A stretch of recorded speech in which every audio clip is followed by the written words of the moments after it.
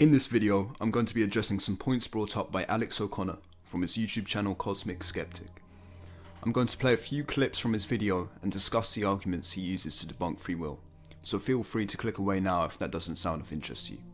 Seriously, feel free to, because that's the position that I'll be defending in this video, that your free will is still possible despite the arguments that Alex brings up. Oh good, you're still here. I'll start off by saying that Alex approaches the problem without using the determinist case, or delving into neuroscience like Sam Harris does. I wouldn't call myself a compatibilist, so this is good, and we can grapple with some of Alex's other objections to free will. CosmicSkeptic defines free will in his video as the ability to have acted differently. That is to say, I could have chosen to make a video on an entirely different subject than this one that I've chosen, because I had the freedom to decide what course of action I would take. Bearing this in mind, let's move on to Alex's first point. Let's begin by considering what would have to be true in order for us to truly have total free will, to be able to have acted differently. Well, firstly, we would need to be aware of everything that is influencing our actions, including environmental factors, our precise mood, the influence of other people, the influence of past experiences, and more. An unawareness of the factors influencing your decisions does not automatically rule out the possibility that you may have acted differently. For example, it could be the case that these factors have made one option more appealing to you, but you still have the freedom to choose something else based on the fact that you know some of what is influencing your choice. This argument requires the premise that Alex is about to make in his defense, that we are always acting in accordance to desires that we have no control over.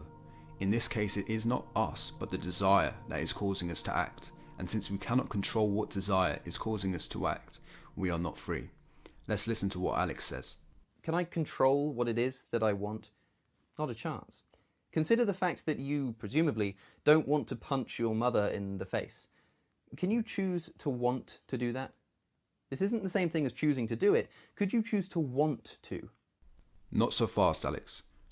Later on in the very same video, Alex actually says something that's important to note in this point. There are only two reasons, none more in any circumstances, for which you will ever do anything. In fact, it's impossible for you to ever do anything for any reason other than one of these two. And those two reasons are because you want to or because you're forced to. This is a definition that I actually agree with. I do believe that everything you choose to do, you either want to do or you are forced to do. Bearing in mind that it could be said that even when you're forced to do something, you still want to do it. Now, as peculiar as this act would be, the question does not become, would you want to punch your mother, in the sense that you would be able to control your desire and end up with some enjoyment from doing it. The question just becomes, could you actually carry that act out? Could you actually go ahead and carry that act out? Maybe there'd be a whole number of reasons why you wouldn't do that, of course, and a number of things that's stopping you. But I think for most people, even a dreadful act such as that, you wouldn't say it's absolutely out of the realm of possibility that you could stand up, go over somewhere, and hit someone that you cared deeply about. There's nothing actually stopping you doing it other than your own internal inhibitions. But that's the crucial issue here. Are you in control of your internal inhibitions?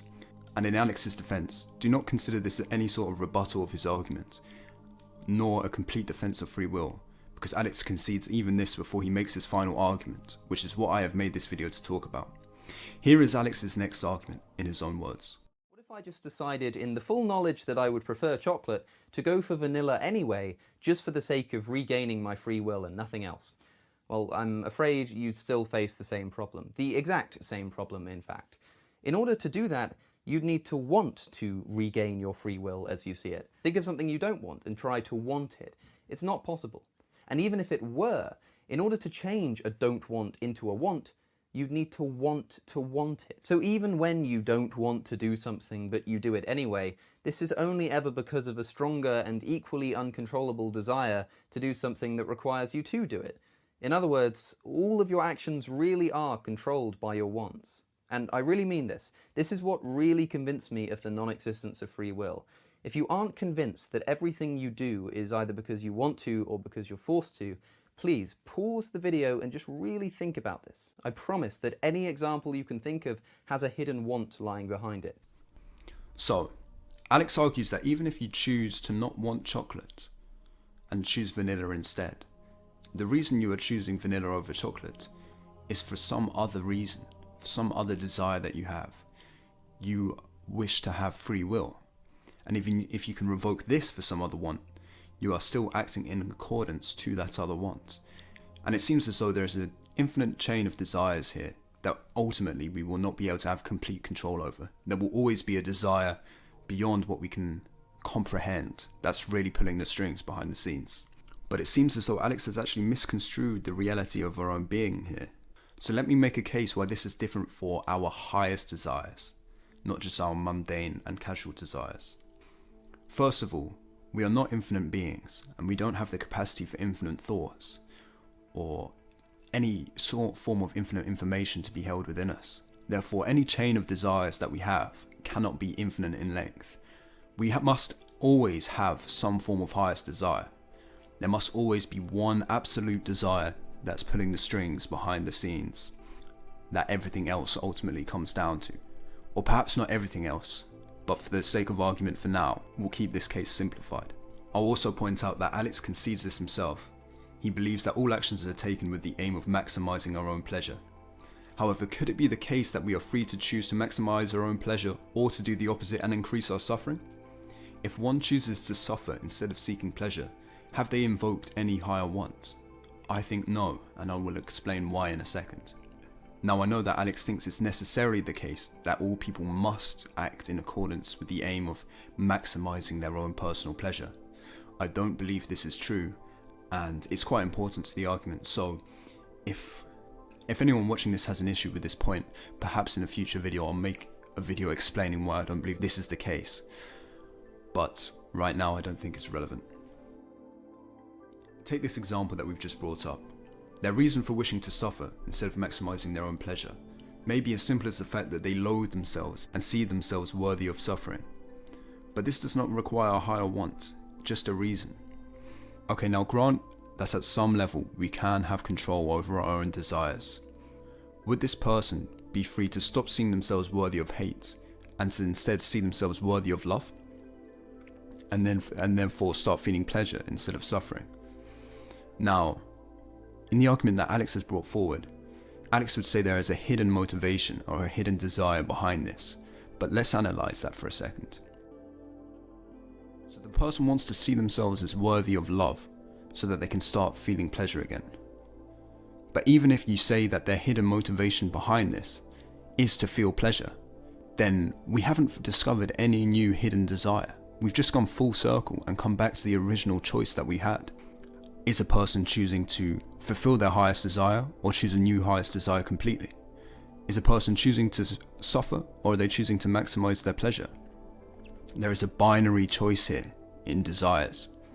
If someone is trying to maximize their own pleasure and they choose to see themselves worthy of hate, their reason for choosing to see themselves worthy of hate is to suffer. And this negates the idea that they are always acting in accordance to their highest want without the freedom. Now, you could say that there is a hidden want behind this act still, perhaps to regain your freedom or something along those lines. But if you're still thinking that at this point, perhaps I should lay out my argument slightly more carefully. My argument is that because we are not infinite beings, we always have to have one of these highest desires at all times. Even if it's not maximizing your own pleasure and you find a hidden desire behind that, fine, at some point the highest desire will have to come. At this point, choosing to negate your highest desire for some other highest desire, it's not you being manipulated and controlled by another want that you have. It's you freely choosing completely what you serve yourself to with your being. As long as we can act according to and against this ultimate desire, we retain our freedom to control what it is we are acting for. Yes, we still want to act in this way, but this want has just become the definition of choice. This is because we have made this value of wanting to suffer or not wanting to suffer, in this case, the ultimate value. There is no higher value that abiding to it or not has reference to. I would also point out that there is evidence that this is actually what people do in reality. It is rare to see any person who acts consistently with their values throughout their entire life. Why can it be the case then that one's highest desire can be subject to change so easily? It could be argued that these desires change in a manner that we cannot control, but the alternative view is that we allow this to happen consciously. Taking a more psychological approach, one would point out that we are full of conflicting desires and wills, and that these will often seem to battle each other to form a hierarchy of desires, or they find a compromise. I think a missing part of this free will debate is the necessity of action in carrying out free will, in terms of character rather than just thinking and rationality. There seems to be an emotional element to acting freely. As Nietzsche points out, the question is not a matter of free will, but a matter of strong and weak wills. Thus a person may have acted differently as follows. Person A is free to exert his will with strength to maintain his highest desire. If person A exerts his will to carry out his highest desire weakly, the desire will eventually be weakened also, and the person will desire something else instead, and act differently as a result. Therefore, person A has acted differently than he would have had he exerted his free will more strongly. Another important point to bring up in this discussion, I think, is if you can control your wants, can you also control how much you want something? Now that's an important thing, because if you want something more, are you just desiring one object still? Are you just desiring one thing still? Because it's obvious that we go through times of wanting something with a passion and just wanting something because it's useful.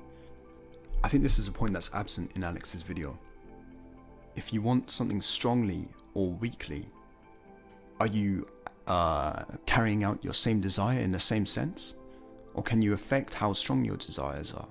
It's another piece of the puzzle on top of the argument that I've just put forward that I think is missing, and I think needs to have more careful thought put into it. So Alex could say, everything you are doing, you are acting so that you maximize your own pleasure.